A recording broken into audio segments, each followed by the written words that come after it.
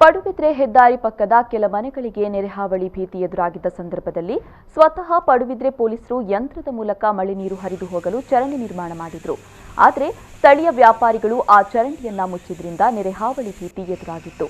ಇದೀಗ ಮತ್ತೆ ಪಡುಬಿದ್ರೆ ಪೊಲೀಸರು ಚರಂಡಿ ಮಣ್ಣನ್ನು ತೆರವುಗೊಳಿಸುವ ಮೂಲಕ ಸಮಸ್ಯೆಯನ್ನ ಇತ್ಯರ್ಥಗೊಳಿಸಿದ್ದಾರೆ.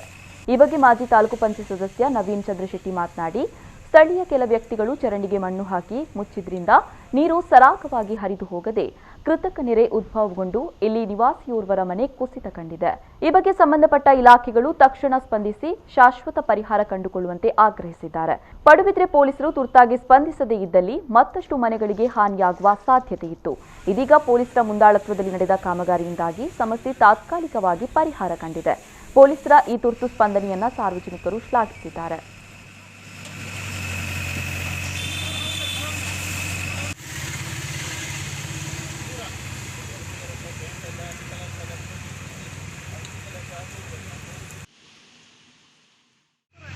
ರಾಷ್ಟ್ರೀಯ ಹೆದ್ದಾರಿ ತೊಮ್ಮಟ್ಟು ಪರಿಸರದಲ್ಲಿ ಕಳೆದ ಕೆಲವೊಂದು ದಿನಗಳಿಂದ ಈ ಮಳೆಗಾಲದಲ್ಲಿ ನೀರು ನಿಲ್ಲುವಂಥ ಒಂದು ಪರಿಸ್ಥಿತಿ ಉದ್ಭವ ಆಗ್ತಾ ಉಂಟು.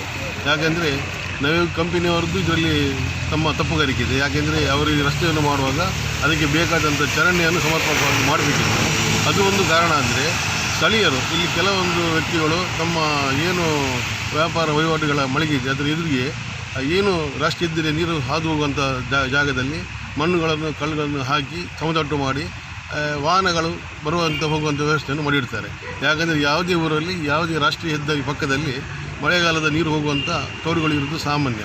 ಆದರೆ ಇಲ್ಲಿ ಆ ತೋರುಗಳೇ ಕಾಣ್ತಾ ಇಲ್ಲ, ಮಾಯ ಆಗ್ತವೆ. ಇದರ ಬಗ್ಗೆ ಸೂಕ್ತವಾದ ಕಾನೂನು ಕ್ರಮವನ್ನು ತೆಗೆದುಕೊಳ್ಬೇಕು.